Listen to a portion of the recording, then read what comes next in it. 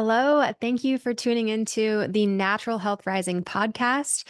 My name is Rachel Smith. I am a certified functional diagnostic nutrition practitioner, and I've helped hundreds of people naturally reverse symptoms of autoimmune diseases and other health challenges, from digestive issues to hormone imbalances. And in these weekly episodes, you're going to learn from myself and top health experts from around the world about functional medicine and holistic health tips to help you rise to your healthiest, happiest self. Hello, welcome to today's episode. If you are a woman who has ever had challenges with metabolism, weight, dieting, nutrition, or working out, you will want to listen to this episode. Today, my guest, Michelle Riechman, and I discuss how she turned her health around after having 4 kids and a busy schedule. And she gives some really amazing tips on addressing things like food cravings that can hold us back from weight loss, how to motivate yourself to exercise, specific exercises that you should and should not focus on as you age, and lifestyle factors impacting weight, and so much more. And a little bit about my guest. Michelle is a personal trainer, a yoga teacher, and a health coach with her doctorate in physical therapy. She is the host of the Healthy Beyond 40 podcast, and she helps women who have put themselves on the back burner finally get in shape, optimize their metabolism, and lose weight for good without dieting. Welcome to the show, Michelle. Thanks so much for having me. Yeah, I'm super happy to have you. Michelle, for people who don't know you, can you share some of your journey in discovering this big passion that you have for wellness, how you got to where you are today, and just a little bit more about what you do currently? Yeah. So I've always had a passion for wellness and health. I went to school for physical therapy, so I have my doctorate in that. And I was even a personal trainer along the way. But currently I have 4 kids. But after my 3rd kid, I was going up a flight of stairs and I was out of breath and was like, something has to change. I'm only in my 30s. I don't want to live my life like this. But it was hard. I had 3 little kids, and it's really hard to find the time for yourself. And really, whether you have kids or not, it gets tricky because we get so busy. So I'm like, okay, I only want to go up a flight of stairs. That doesn't take very long. How can I put this into my health? So I started with 10-minute workouts. I didn't need to do something long. I started with simple changes in my nutrition, and I was able to lose that extra weight. I was able to get back in shape without overcomplicating things. We live in such a diet-driven culture that we think things have to be super strict and we have to follow something when we don't. We can start to take small steps and really take a habits-based approach to our health. So that is what I do for my clients, and that is what I love sharing with people. Mm-hmm. Amazing. How long did it take you? I mean, after having 4 kids, like how long on your journey was it before you felt like, okay, after having kids and being in my 30s, where you felt optimal again? Yeah, really after making those changes, I would say within a few months, and that was after 3 kids. Okay. So my 3rd kid he is 11 years old now. So, but even after my 4th, it's the same thing that we always have to readjust and reevaluate things, because health is a journey. It's not like you do something and your health is fixed and you don't need to do it anymore. We constantly have to move our bodies. We have to fuel our bodies with good food, and we have to exercise a little bit. We don't have to exercise a lot. So it's sort of readjusting as we go through different changes in our life. But we can start to see some of those changes pretty quickly if we are consistent with them. Mm-hmm. Yeah. What would you say? You kind of mentioned one just now, but what would you say are some big misconceptions about exercise and metabolism and how to manage that as you're aging? Yeah. So I think one misconception is we think that we have to exercise a lot. We sort of have been fed that we need to do cardio. We need to burn off those calories we're eating. And cardio is not necessarily bad. It's great for our heart and great for our system. But a lot of women find that when they exercise a lot, especially when they start from nothing and then they try to do a lot of cardio, that it actually strains their metabolism, because what happens is it bumps up our hunger hormones. And so if we work out for a long period of time, after that, you might notice that you are more hungry. And that's good, because we want to keep that energy in our body. So then we eat more, and then we can't really quite lose weight. And then we feel stuck. Then we end up stopping, then we end up eating more, and then we're sort of on this vicious cycle, versus if we just exercise a little. So my favorite exercise, especially from a metabolism standpoint, is strength training, because when we put on muscle, that is going to burn more calories when we're doing nothing. And especially as we're thinking about aging, we want to make sure that we are putting on muscle, because as we get older, it gets a little bit harder to put on muscle, but we can help that by making sure that we're strength training, making sure that we're eating enough protein, because those are the building blocks of building muscle. Okay. Just a few things I want to unpack there. Let's go with protein first. I see a lot of women undereat protein as well. So I'm just curious, like, what does that typically look like for people that you're working with? Where should people try to get their protein intake to support their weight and metabolism? Yeah, so it's based on your body weight. So I go through this with my clients and break that down. But what we find is that the recommendation by the US government is really a minimum amount to keep your body functioning. It is not to keep your body functioning at optimal health. It's just to keep it functioning. So we have this minimum requirement, and then we want to go above that if we want better functioning, if we want to build muscle. And it also depends on your activity level. So it can be a range. And again, it's based on your body weight. So someone that is 200 pounds is going to have a different goal versus someone that's 150 pounds. So we need to adjust for those different things and adjust for our activity level and our goal. Protein can also be very satiating or filling. So especially someone who is wanting to lose weight, it can help with that. And we think, if we're not eating protein, what are most of us eating? We are eating carbohydrates and typically more refined or processed fats. And so when we eat that, that's what we get. We get sort of that sad American diet where we're not really fueling our body with nutrients. So it's not that carbohydrates are bad, but when our diet is mainly carbohydrates, and especially refined carbohydrates, we're not fueling our body. It's not going to help our metabolism work well. And those different hormones that function in our body, that leads to gaining weight or losing weight. Yeah, I definitely see with my clients, I do gut testing, and I'll see people who love to eat a lot of carbohydrates will have candida overgrowth or microbial overgrowth. Yeah. And that's a whole different story, which can also impact your hormones and lead to problems with metabolism and weight as well. With protein specifically, when you say protein, what are a few sources that you think are best for most people to consume? Yeah, so obviously animal proteins are an easy one. They're also a complete protein. So within a protein, we have amino acids, and animal proteins will have that full span of all those amino acids. So those are easy. Animal proteins also tend to be very just high in protein without other things, versus like if you're having beans, you get protein in it. You're also having carbohydrates and other things, which isn't bad, but it's a very concentrated source of protein.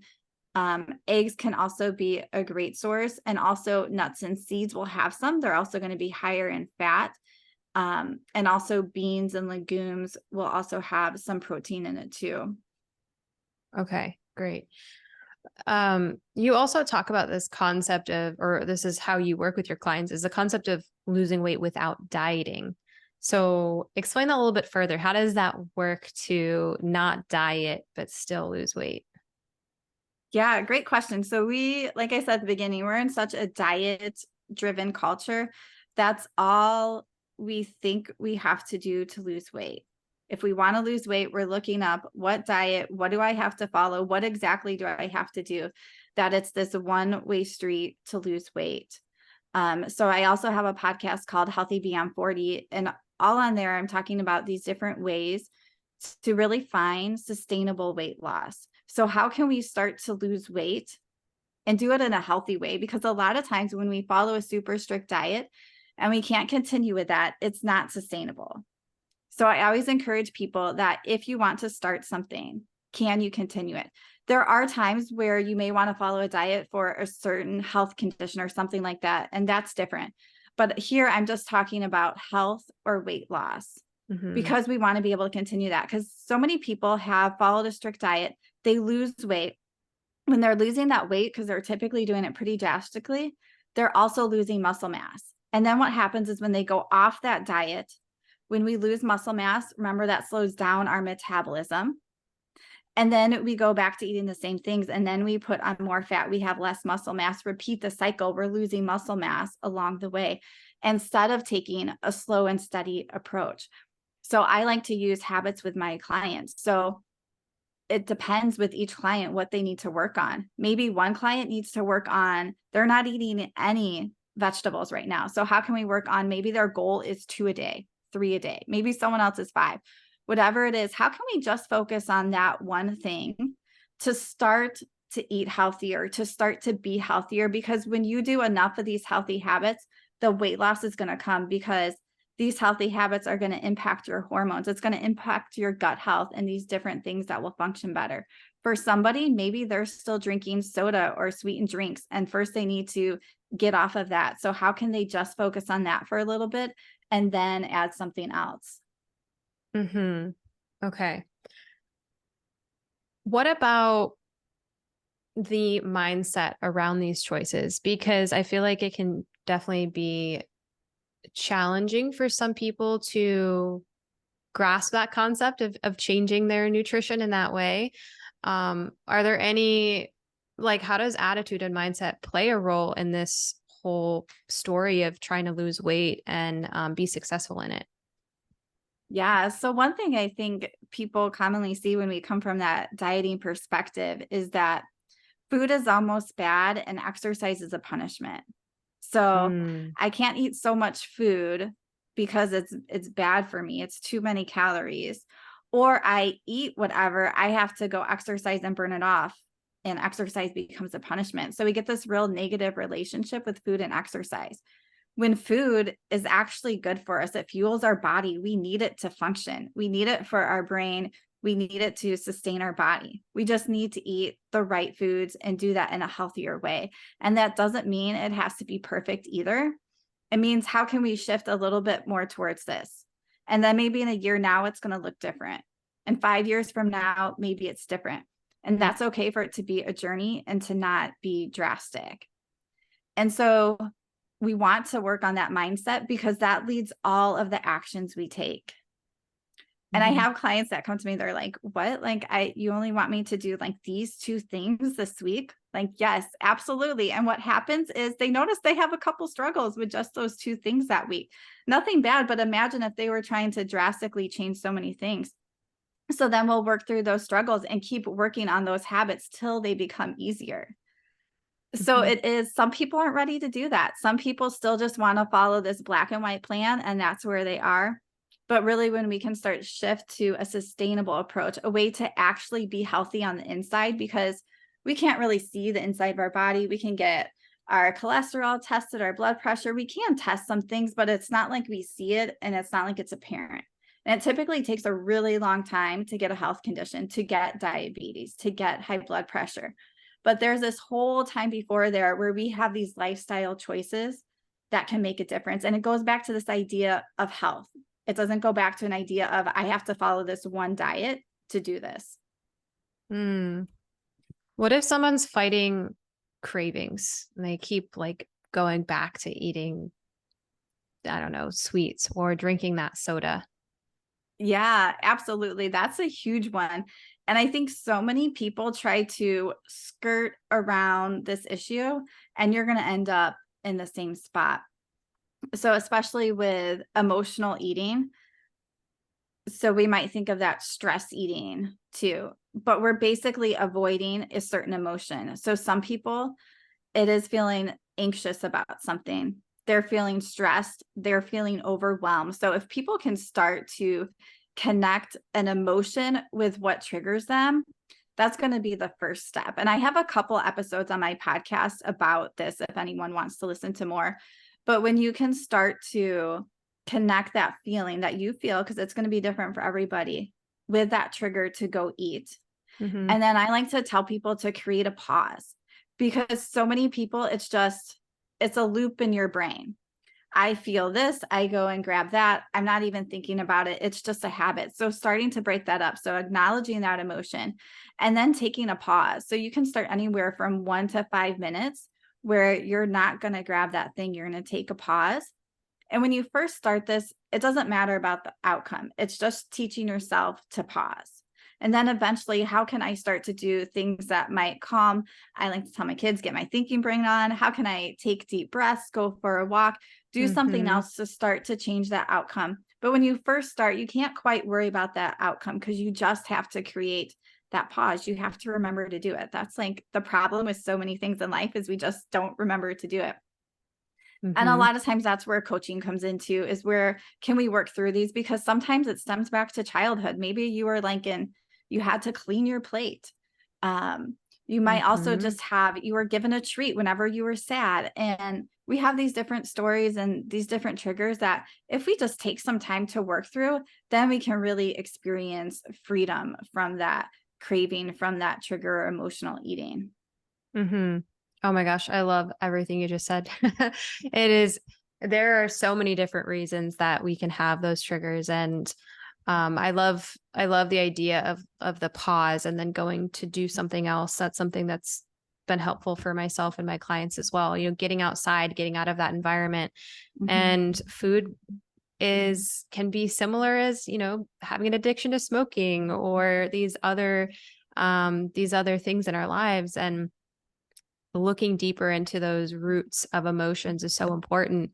And then another thing that I see is it could be even like a lack of sleep, for example. Like if you don't Yeah. sleep 7 hours or more every night, then you are going to have increased hunger hormones and probably binge more on the foods you shouldn't.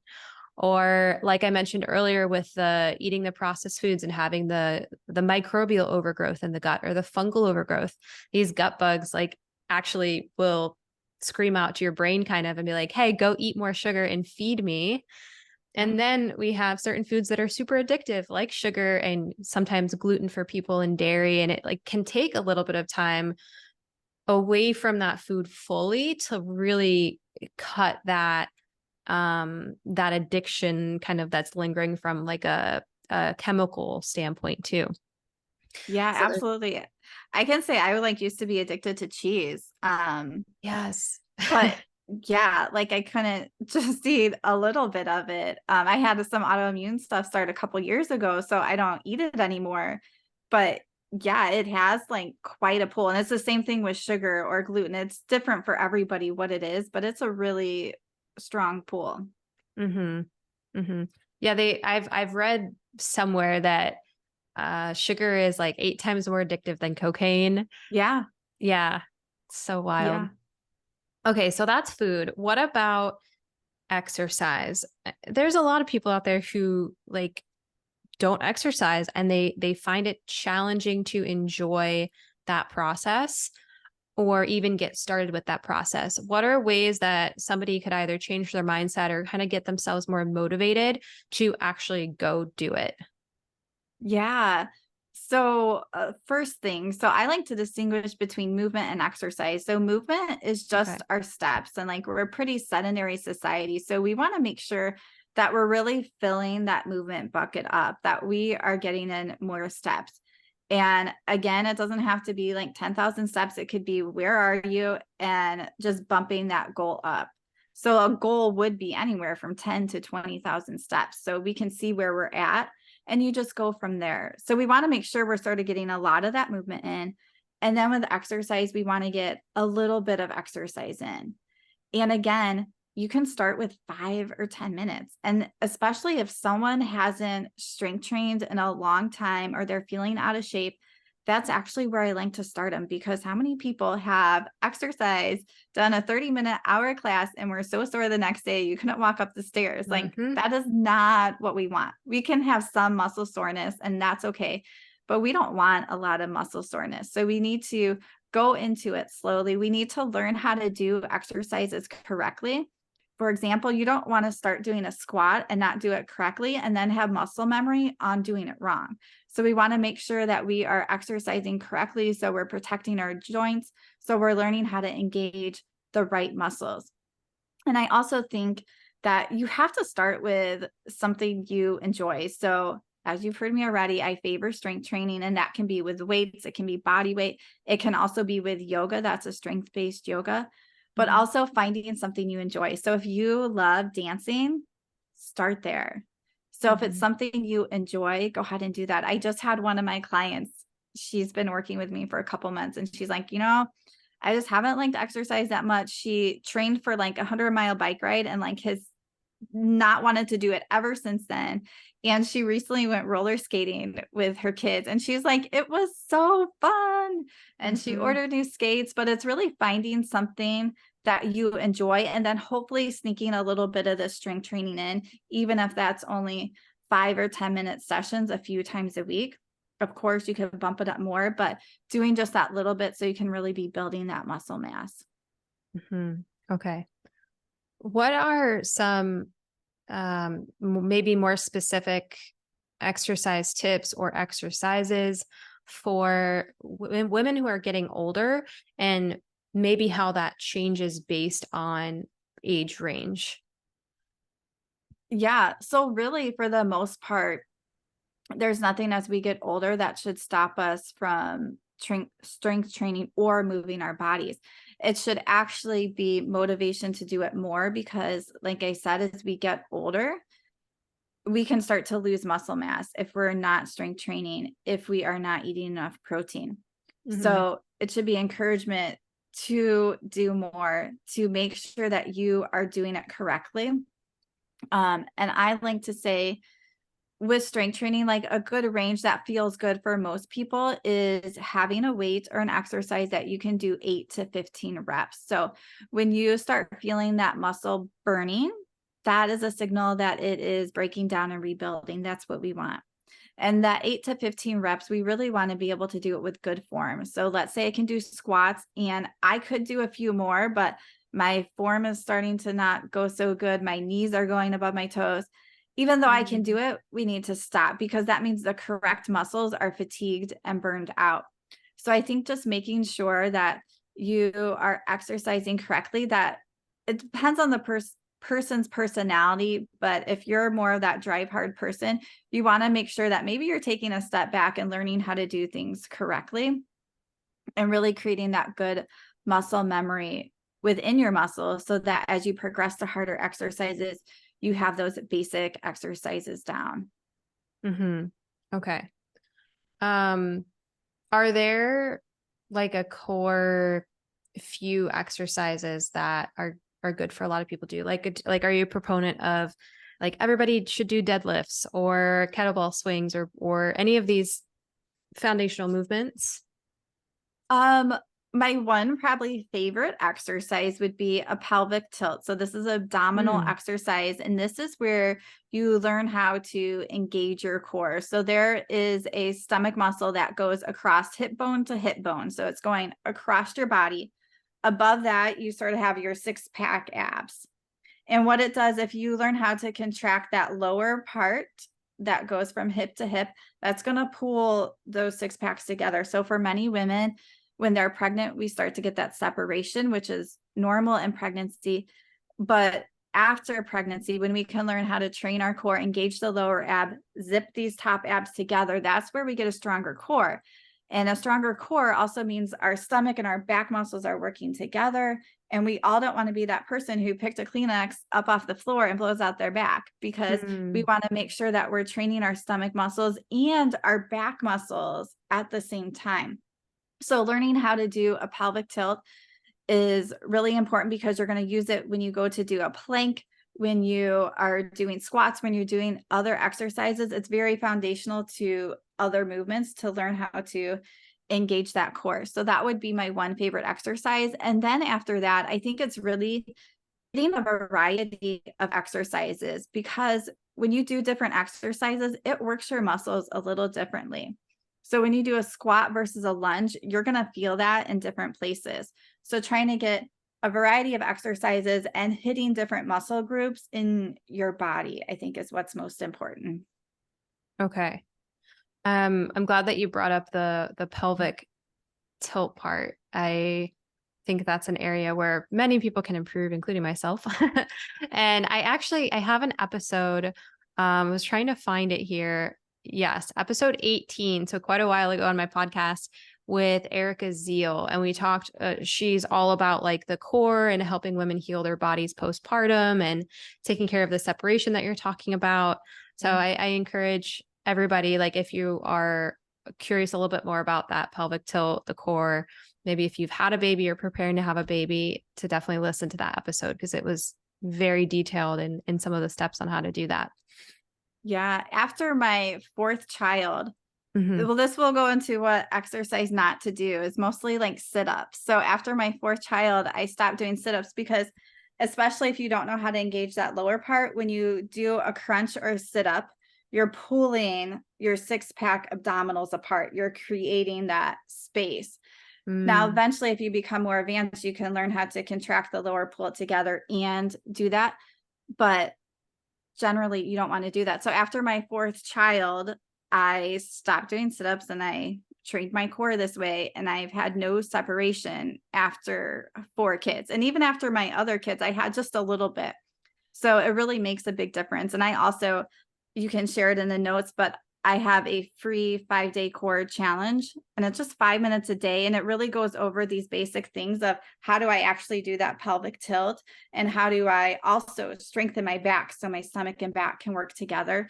And that's a freebie on my website, but it gives you that basic knowledge to get started and sort of teaches you how to progress it too. okay. We'll definitely put them in the links in the show notes. If you were to give away a little bit of information, would you say that learn how to do the pelvic tilt and then core wise do like planks, or is that like a much better exercise than doing sit-ups? Yeah, so I pretty much would not do sit-ups unless there's some reason. I can't tell you what to do and not to do, but Mm-hmm. I don't do sit-ups. I don't have my clients do it. And you really have to learn the foundation. And in that core challenge, it will walk you through some different exercises. Like, how can I do this pelvic tilt? So it's contracting my lower stomach muscles. So I got that down. Okay, now I'm Mm-hmm. going to bring like my knees up to 90 degrees. Am I able to hold that position?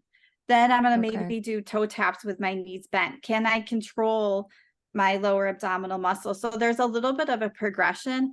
And then after that, then I'm going to add in plank because plank's a little bit harder because you can't feel it as much. But when I do my plank, I want to be able to contract that lower stomach muscles, do that pelvic tilt while I'm in that plank. So I'm not getting that splay out of the stomach muscles where the abs separate. Okay. Okay. Yeah, we'll definitely put that in the show notes for everybody to learn more and go through that process. Yeah. What is there a specific age or time in life where you see women's metabolism really start to slow down and they're starting to struggle with weight more? Yeah, I think it can get harder in 40s and 50s, sort of that perimenopause going into menopause. But something there's a lot of stuff within lifestyle that is within our control within this time. And we so often think that it's just our hormones or just something else. Hmm. Sometimes it can be that, but it's typically a combination of things. So what I see happening is that we are stressed. And even just being stressed increases your cortisol, which can increase your blood sugar without even eating. Like stress has a Hmm. huge impact on our body. It affects our gut. So women are stressed. We don't have enough time. A lot of people are working hard. Maybe they're taking care of their house, taking care of their kids. We have so many things on our list. We are at the very bottom of that. We are moving less than what we used to. I mean, if you just look at a 2-year-old, even like my 6-year-old, he like has boundless energy and can play tag and run and ride his bike and do all these things. I can't keep up with them. And as we get older, we just start to move less and less. And Hmm. typically people aren't exercising very much. And if they're trying something nutrition wise, they usually don't stay consistent with it or they're missing something like, I've had people ask me like, are grapes bad? Like, aren't they high in sugar? And then they're like having a margarita. Like grapes aren't Mm, necessarily bad, but they're missing things that they're doing that are not helping their body nutrition wise. So when we put all these different lifestyle factors together, that has a big effect as we're going into our 40s and our 50s, where we don't quite have all that movement and all those other things that were boosting our metabolism before. So I think that's a huge part. And of course, as women, our hormones are going to change, but that doesn't mean that we have to give up or that's inevitable for us to gain weight. All these lifestyle factors make a huge difference, and it's something that we have control over. hmm. Yeah, it's funny you brought up the grape and the margarita. It's common to like for some people to hyper focus on the foods, and we have so much information on social media nowadays, like meat's bad, meat's good, vegetables are bad, fruit's bad. And people get so confused and hyper focused on that when it's like, okay, let's take a step back. Are you drinking alcohol? Are you sleeping? Are you stressed? Are you managing that? Like there's like you're 100% right. There's so many macro factors that need to be taken care of versus like, should you eat a grape or should you eat a piece of watermelon? It's probably not going to make too much a difference between the two. Yeah, absolutely. And I think, like you said, there is information overload. And when we can start to sort of go back to the basics and release some of that and look at our nutrition as a whole, look at our exercise and our movement as a whole, that's where we can start to feel better and make those changes we can sustain. Mm-hmm.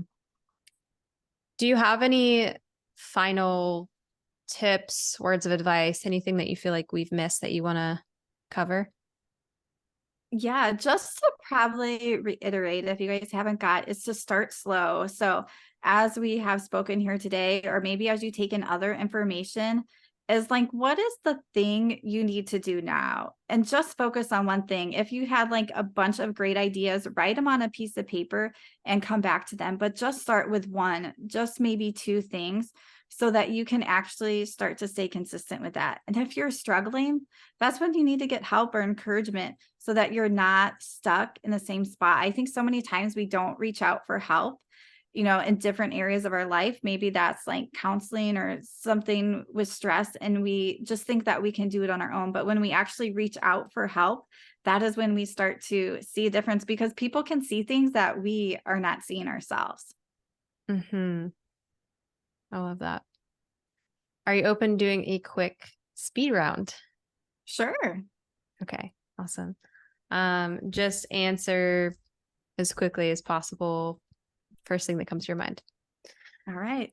If you could eat one meal only for the rest of your life, what would it be? Hmm. It would probably be it's a tie between nachos or pizza that usually make homemade, gluten-free and dairy-free. Okay. If you could travel anywhere in the world right now, where would you go? Oh boy. Um, so we just moved out to Phoenix. So I lived in the Midwest the whole time. So we've been discovering like so many places out west. So that has been fun. And that is still like on my bucket list, even to go more like up north to Montana and Wyoming. Hmm. So nothing too adventurous, but those are on my bucket list. Okay. What's the best purchase you've made in the last year that cost you under $100? I got a mattress topper for my mattress because I had a latex one and it kept making me hot as we're talking about changing hormones here. Hmm. Something's changing and I turn into a hot pocket, especially during certain parts of my cycle. So I got a latex one that had holes in it. Um, and it's helped so much. And then I just sleep better. Like sometimes I would wake up achy if I didn't have a mattress topper. So Hmm. that has definitely been worth it. Okay. Awesome. What's your favorite stress management tool? Deep breathing. I think it's like one of the Mm, easiest things to do when you really learn how to take that deep belly breath. So, not from the chest, but from the belly, because you can do it anywhere. And it pretty instantly starts to change your physiology. Because, when we're stressed and anxious, we're breathing fast. When we do those slow, deep breaths, it's slowing it down and it changes a bunch of things in your body. Mm-hmm. Do you have any specific count patterns that you like, or is it more just like really feel the belly expand and contract? Yeah, for the most part, I don't count. I mean, I do sometimes, but really nice and slow. And I also like to, when I really want to slow my breath down, is to purse my lips and exhale through my lips. Cause you'll probably find that you can slow your exhale down further through your lips than your nose. So I don't always do that through my mouth, but that's a great way to sort of slow it down, that exhale down even more. Mm-hmm. I was just reading some studies about different breathwork exercises, and there's a lot of research that shows that the just 5 seconds, specifically about 5 seconds in and 5 seconds out, is one of like the best ways to optimize HRV. So Yeah. if anybody likes counting out there, I recommend like a 5 in, 5 out for a basic, super basic one. Yeah, and all that, like, if you've heard of heart math, I don't know if that's where you heard it from, but, I've done stuff by them, and that's what they do, what they recommend too. Yeah. Yeah, heart math is awesome. What is one supplement that you could not live without? Probably vitamin D. I've always been low in it. I mean, it's took me a while to put that together, but as long as I am supplementing, my levels stay better, which affects my energy levels. Mm-hmm. Yeah, I find it's very rare that anybody has good vitamin D levels because nobody is outside every single day with bare skin, getting that contact, or maybe they live in a place like Montana or Canada, right? And they're not able to get that. So I Yeah. love vitamin D as a supplement too. Okay, that is the end of the speed round. So go ahead and share where people can find you, anything else you want to share, and where they can, how they could work with you as well. Yeah, so you can connect with me more on my podcast, Healthy Beyond 40, just in any podcast app. Search from episodes or topics that you are struggling with.